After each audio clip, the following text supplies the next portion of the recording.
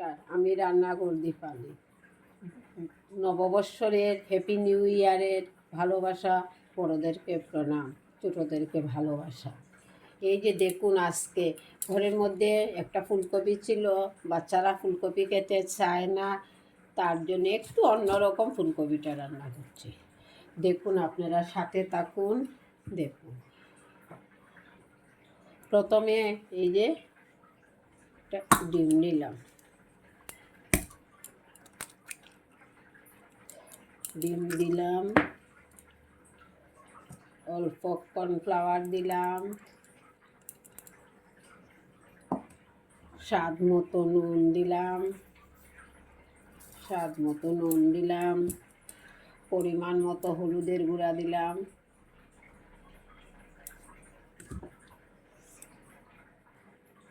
অল্প জল দিয়ে ভালো করে মিশিয়ে নেব হাতের সাহায্যে। ওইগুলো আবার যন্ত্রপাতি দিয়ে হবে না।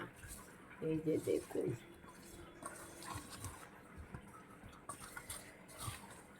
মিশিয়ে নিয়েছি। দেখুন, হয়ে গেছে মিশানো।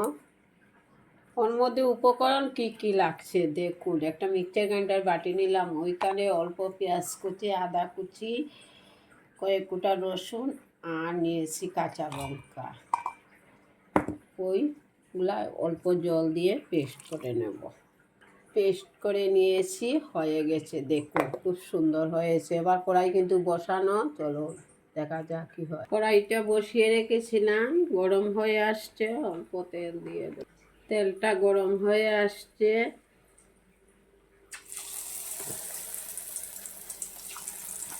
ভেজে নেব। একটা উল্টানো দিয়ে দেব।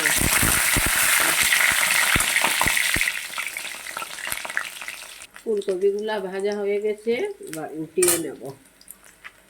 এই ফুলকপিগুলা ভাজা হয়ে গেছে, নামিয়ে নেব।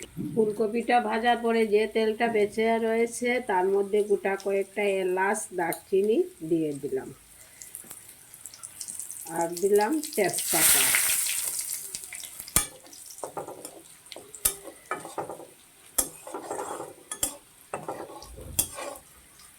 আর দিলাম গোটা কয়েকটা কালো জিরা। পেস্ট করে রেখেছিলাম কাঁচা লঙ্কা, আদা।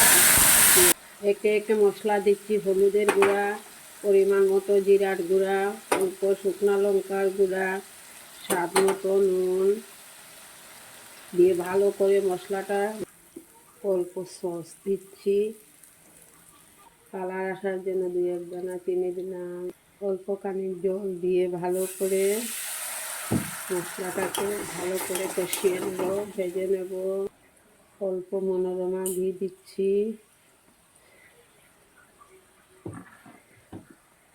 ভেজে রাখা ফুলকপি দিয়ে দিলাম।